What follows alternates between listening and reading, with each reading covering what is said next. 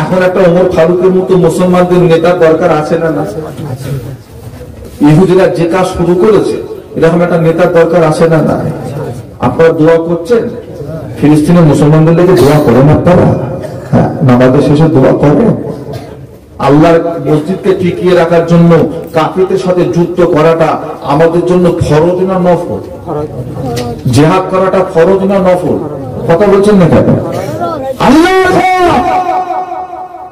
বাইতুল মুকাদ্দাসকে টিকিয়ে রাখার জন্য কাফেরদের সাথে যুদ্ধ করা শুধু ফিলিস্তিনের মুসলমানদের জন্য ফরজ নয়, সমস্ত মুসলমানদের জন্য ফরজ। কথা ঠিক বললাম না ভুল বলেছি? ঠিক বলেছি না ভুল বলেছি? ফিলিস্তিনের লোকেরা যুদ্ধ করবে আর আমার না দেখে ঘুমবো না, তাদের জন্য যেমন ফরজ আমাদের জন্য হলো। আমরা দূরে, আমরা তাদেরকে হয়তো সহযোগিতা করতে পারছি না, তাদের মতো প্রতিকার করতে পারছি না, তবে কমসে কম আমরা প্রতিবাদ তো করতে পারি, আমরা প্রতিকার করতে পারি তাদের সামনে সামনে গিয়ে। তাহলে কি প্রতিবাদও করতে পারি না? দুটো কথা বলতে কি পারি না?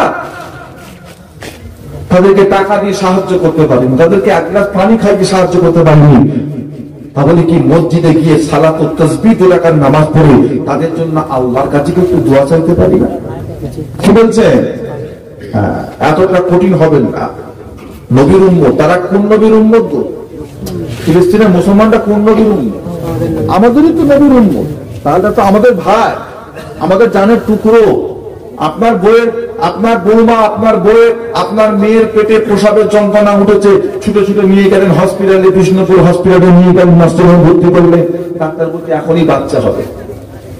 সাধারণত হাতে সেলাইন দিয়ে দিল, হ্যাঁ, কোমরে একটা ইঞ্জেকশন দিয়ে দিল, পুরো অবাস, পুরো অবাস। পেটটা কাটলো, সুন্দর করে বাচ্চাকে তুলে নিয়ে সেলাই করে দিয়ে বেডে দিয়ে দিল। মাশাআল্লাহ, কি সুন্দর ছবির মতো কাজ হয়ে গেল। ফিলিস্তিনের বুকে আজকে হসপিটাল গুলো ছাড় পেয়েছে না, তাতেও বোম মেরেছে। ইহুদিরা কি করেছে? মারেনে মানুষ মারা যায়, ছোট ছোট বাচ্চা বাচ্চা ছেলেগুলো, হ্যাঁ, বোমের আঘাতে লথিয়ে পড়েছে, লথিয়ে পড়েছে।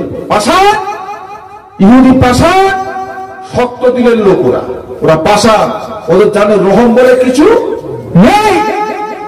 পাশান বেঈমানেরা মুসলমানদের হসপিটাল গুলো কেউ ছাড়ে না, বুঝলে? বোম মেরেছে। কত মানুষ তার মেয়েকে নিয়ে যাচ্ছে বাচ্চা হবে বলে, কত ভাই নিয়ে যাচ্ছে বোনের বাচ্চা হবে বলে, কত স্বামী যাচ্ছে বউয়ের বাচ্চা হবে বলে। ডাক্তারখানায় ডাক্তার যদি বলে আমার কাছে সেলাইনও নেই, ইঞ্জেকশনও নেই, কিচ্ছু নেই, আমি পারবো না, সহ্য হবে? কথা বলছেন না কেন? এই পেটটা যদি জমিলে যদি আপনার বোনটা পরে পরে যদি পেটের যন্ত্রণা ছটকায়, এটা আপনার সহ্য হবে তো? বউ যদি ছটকা সহ্য করতে পারবেন? তাহলে ডাক্তার যদি তাকে অবাস না করে 4 জন 6 জন মিলে হাত ধরে পা ধরে 4 জন 6 জন মিলে চেপে ধরে রেখে ওই শরীরের সার অবস্থা যদি পেটটা কেটে বাচ্চা বার করে, কষ্টটা কত হবে? একটা ছুঁচ বুকালে কি হয়, আর এত বড় পেটটা যে সার অবস্থায় কাটবে, অবাস করতে পারে না, কষ্টটা কত হবে গো? ডাক্তার যদি বলে বসে অনেক রক্ত বেরিয়ে গেছে, 2 বোতল রক্ত লাগবে, কি হবে?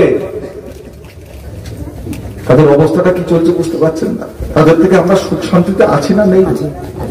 ওদের দিকে দোয়া চাওয়ার দরকার আছে না? আল্লাহর কাছে 2 ফোঁটা চোখের পানি ফেলে ইসরায়েলের মুসলমানদের জন্য দোয়া চাইবেন আর বলবেন, আল্লাহ বাইতুল মুকাদ্দাসকে আল্লাহ মুসলমানদের জন্য তুমি ফাতে করে দাও। বলুন আল্লাহুম্মা আমিন। সকলে মিলে বলুন না। জাতা মসজিদ যেমন তেমন মসজিদ, যে মসজিদে 1 রাকাত নামাজ পড়লে 25,000 রাকাত নামাজের সওয়াব পাওয়া যাবে। জোরে বলবেন।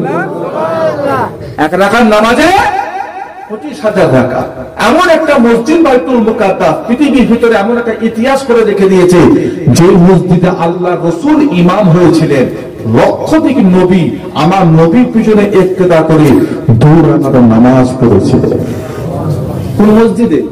কাবায়, নববী শরীফে। কোন মসজিদে? মসজিদুল আকসা, বাইতুল মুকাদ্দাস।